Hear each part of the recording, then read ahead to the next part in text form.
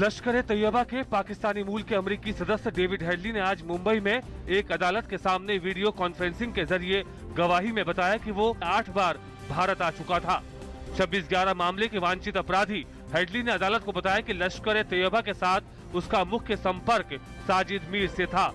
Headley ने अदालत को बताया कि वो लश्कर-ए-तैयबा का सच्चा समर्थक था और 26 नवंबर 2008 के हमले से पहले 7 बार और बाद में 1 बार भारत आया था।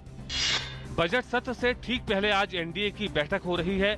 बैठक में पार्टी अध्यक्ष अमित शाह सहित कई वरिष्ठ नेता मौजूद हैं। बैठक में सत्र संचालन सहित कई अहम मुद्दों पर चर्चा होगी।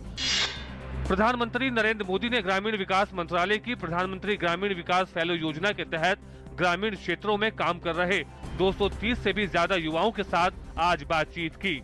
इस दौरान 11 युवा प्रतिभागियों ने सुदूर, ग्रामीण, जनजातीय और वामपंथी उग्रवाद से प्रभावित क्षेत्रों में विभिन्न विषयों पर किए जा रहे अपने कार्यों का संक्षिप्त विवरण पेश किया।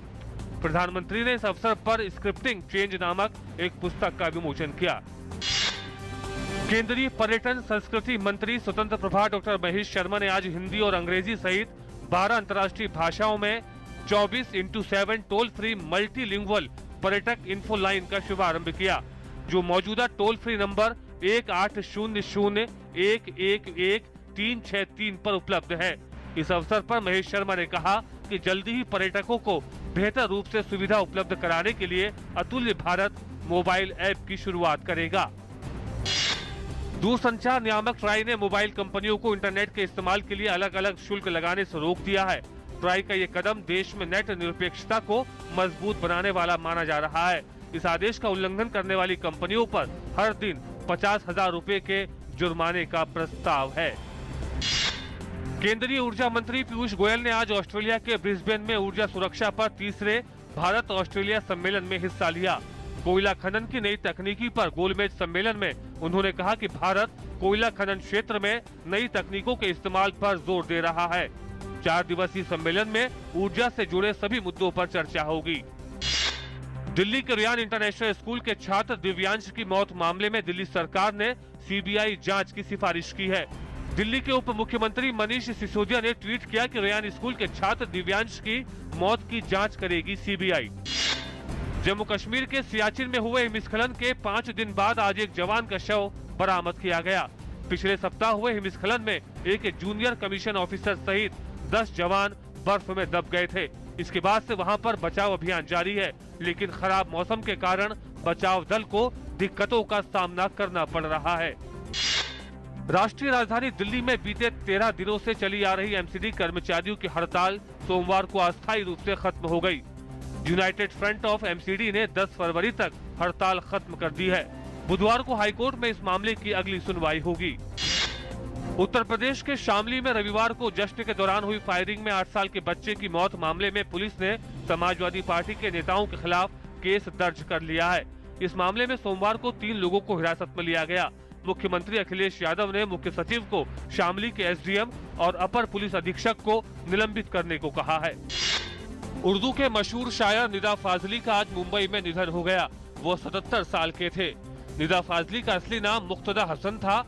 पद्मश्री और साहित्य अकादमी जैसे पुरस्कारों से सम्मानित निदा फाजली आम जनता के लोकप्रिय शायर थे। उनके 5 संग्रह प्रकाशित हुए। उन्होंने कुछ फिल्मों के लिए भी गाने लिखे। नेपाल में मधेशी फ्रंट ने भारत नेपाल सीमा पर नाकेबंदी और दुकानबंदी को खत्म करने का फैसला किया है, जबकि फ्रंट ने और तरह के विरोध प्रदर्शन जारी रखने का फैसला किया। इस फैसले में मधेशी फ्रंट के एक घटक सद्भावना पार्टी को छोड़कर सभी दलों ने इस फैसले का समर्थन किया है। म्यांमार की संसद 17 मार्च को अपने नए राष्ट्रपति का चुनाव करेगी। राष्ट्रपति चुनाव 1 अप्रैल तक कराए जाने जरूरी है। एक शीर्ष सैन्य सांसद ने इस बात से इनकार किया कि म्यांमार में सत्तारूढ़ आंग सान सूकी की party national league for democracy और सशस्त्र बल संविधान में बदलाव करने के प्रावधानों पर विचार विमर्श कर रहे हैं। चालू वित्त वर्ष की 31 दिसंबर को समाप्त तीसरी तिमाही में देश के सकल घरेलू उत्पाद जीडीपी की विकास दर 7.3% रही।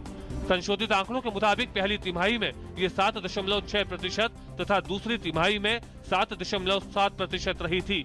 केंद्रीय सांख्यिकी कार्यालय द्वारा आज जारी आंकड़ों में कहा गया है कि चालू वित्त वर्ष में जीडीपी विकास दर 7.6% रहने का अनुमान है।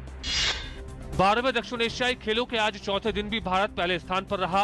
दूसरे पर श्रीलंका और तीसरे पर पाकिस्तान रहा। भारत को आज वेटलिफ्टिंग में दिन का पहला स्वर्ण पदक हासिल हुआ। भारत की कविता देवी ने महिलाओं के 75 किलोग्राम वर्ग में ये पदक हासिल किया। कविता ने पहले स्नैच में सबसे अधिक 52 किलोग्राम का भार उठाया।